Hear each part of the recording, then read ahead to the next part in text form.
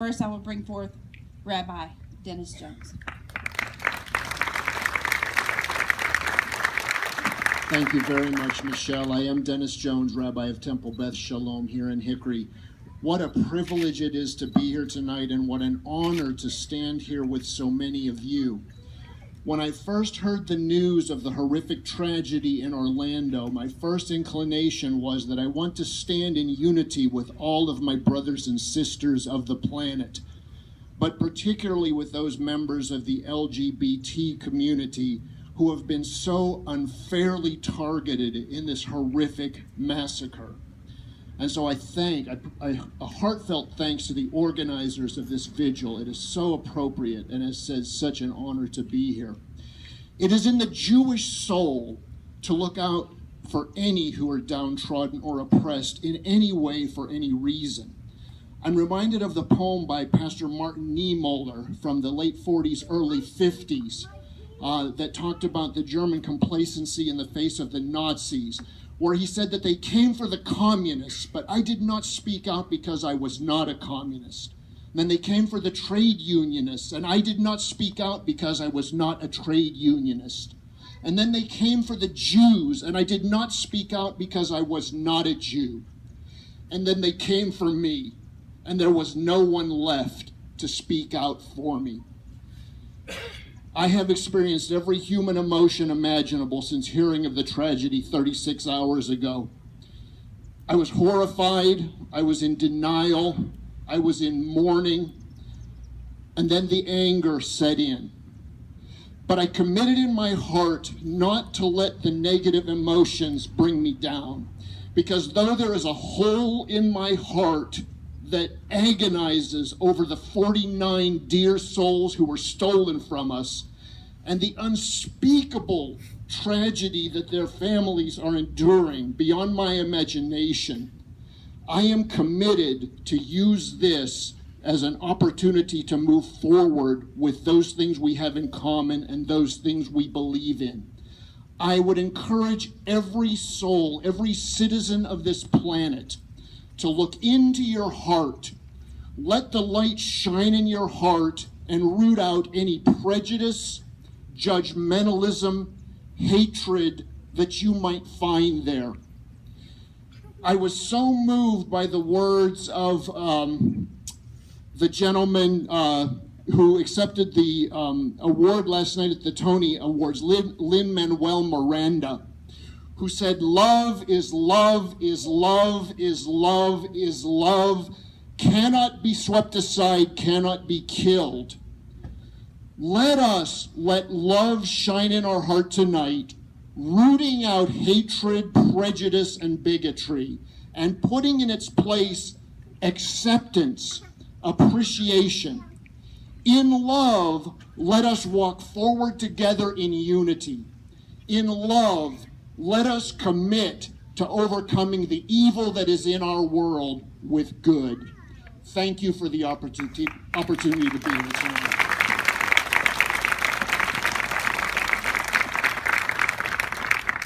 And now I would like to bring forth Dustin Bardo.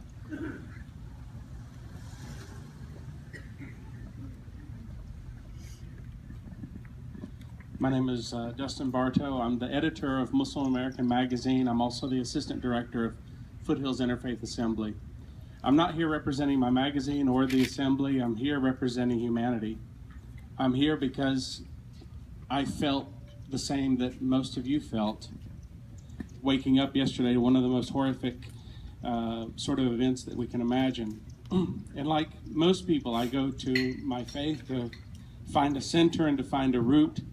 And I found the same root that I found when I initiated the Foothills Interfaith Assembly, and that is that there's a principle in Islam that fitna is worse than killing, and fitna is oppression.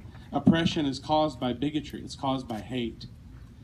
And then there's also an axiom that I fall back on that kind of surpasses religion. It comes from an African term called Ubuntu. I am because we are. And today I am mourning because we are. I am sad because we are. I am weakened because we have been struck. And in the coming days, and well, it's already happened, but in the coming days and coming weeks, there's going to be a lot of angry feelings that come up, and that's natural. There's going to be a lot of people that are going to tell you to hate one another again. And more hatred is not going to get us anywhere. And we have to say, no, I'm going to choose the greater path. I am going to be strong because we are strong, united. I am going to love because we are creatures of love. And I am going to have hope because the Creator of all of us has given us hope. No matter what faith you go to, no matter what philosophy you live by, there is hope in humanity. There is hope in life. And while we mourn today the 50 people who are lost and the 53 people who are still struggling, we celebrate those who survived. We celebrate those who do live. We celebrate the fact that we are here to unite and to take this moment to choose love over hate. So I ask you all to choose Ubuntu. I am because we are. Be strong.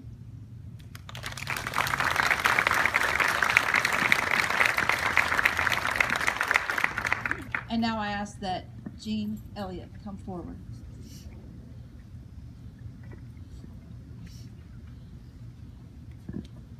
Thank you. I'm very honored to be able to be here and share with everyone. I represent the secular mindset, I guess. I wrote this yesterday, so if you've read it or heard it already, I apologize. You're going to hear it again. As she said, my name is Jean Elliott. I'm the founder and the president of the Hickory Humanist Alliance, which is the local chapter of the American Humanist Association. I am finding it difficult to find words to express my grief that a tragedy like this has even taken place. Much more that it would be done for intolerant and hateful reasons. We at the Hickory Humanist Alliance want to make it clear that we stand with the LGBT community and offer support and understanding. We offer a safe haven for people who prefer a humanist and non-theistic approach to enriching lives of all people. Every member of our organization supports the rights of all individuals to live their life free from oppression and most certainly free from violence, simply because their life choices, orientations, and or beliefs do not coincide with someone else's. As long as one stance doesn't negatively impact another, there is no issue. However, this is not what happened last night in the nightclub in Orlando, Florida, 2 nights ago. One individual decided that he had the right to drastically and tragically impact the lives of hundreds of people. But I'm not here to speak about the cause, I'm here to speak about the effect. Finding meaning in a meaningless act is difficult, perhaps impossible, and even mostly unnecessary. But even though the act itself was most definitely meaningless, the lives of those affected were most certainly not meaningless.